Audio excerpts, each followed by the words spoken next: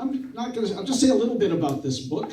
So the Golden Apples, I originally heard from Joe Neal McNeil, who was a great Cape Breton storyteller, the late Joe Neal from Big Pond, Cape Breton, who came to Toronto a few times to our festival. And Joe had a wonderful saying, which he says, what the ear does not hear cannot move the heart. So he grew up in an oral tradition and then forgot it. Because when he was an old man, nobody in Cape Breton had the time anymore to go listen for these long nights of storytelling. Until a folklorist named John Shaw showed up in the community looking for Gaelic speakers, and people said, you got to talk to Joe.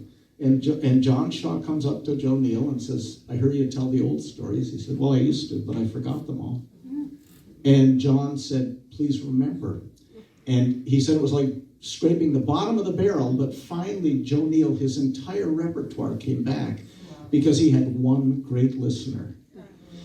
And one of the stories that he liked to tell was the Golden Apples, which is a kind of a classic quest story, as it'll remind you of all the stories of someone setting off to find the bird that has been stealing the apples. But when I wanted to retell it, I have to tell you about a word that I feel like I'd kind of discovered. A few years ago, I was struck by the fact that we all know what the word virility means. Virility! Okay, I don't know. I have to get Andy up to show us what. But anyway, virility. And then I thought, but how come I don't know the female equivalent? Is there a female equivalent of the word virility? Virility meaning male power, right? Well, there is a word that has been disappeared. And the word is muliebrity, from the Latin mulier for women. And muliebrity is the exact equivalent of virility. It means female power.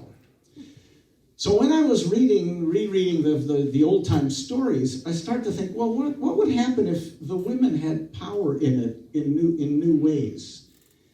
And what if the men in it acted a little bit differently because of that? So that's how this remix started, and this whole idea of retelling the old story in a somewhat new way.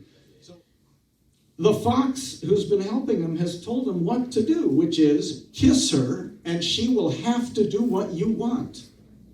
She'll have to do what you want from her. And don't let her go say goodbye to her parents, because then you'll get your head chopped off or something. So he gets a job in the palace, and he's working as a cook. He learned to cook from his mother, and he's made a cheesecake.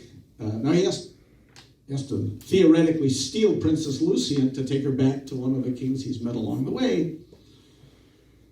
Anyway, he was such an excellent cook, everybody in the palace noticed how good the food was. The Princess Lucien sometimes asked him to serve her himself. And whenever that happened, Jack was full of joy. He loved to look at her shining eyes, kindest eyes in the world. They were green with gold flecks.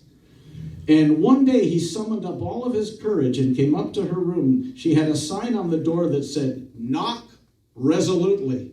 So he took a deep breath and knocked as resolutely as he could, with his heart hammering away in his chest. She opened the door. He said, I made you some cheesecake. That's what he learned to make with his mom. She took it. Thanks, she said, and began to close the door. Then he said,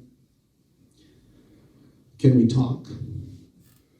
If you have something to say, she said, say it. But it came out friendlier than it sounds.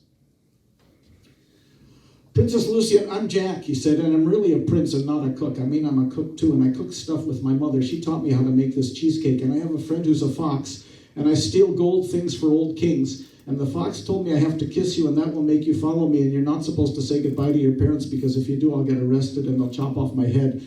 And I may be a bird thief. He's already stolen a bird.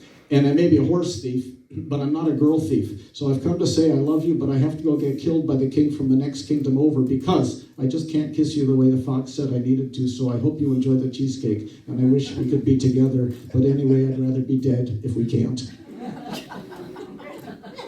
He said it all in one breath, and then he dropped his eyes and just looked at the floor. She reached out her hands, and pulled him into her room. She closed the door. Then she kissed him.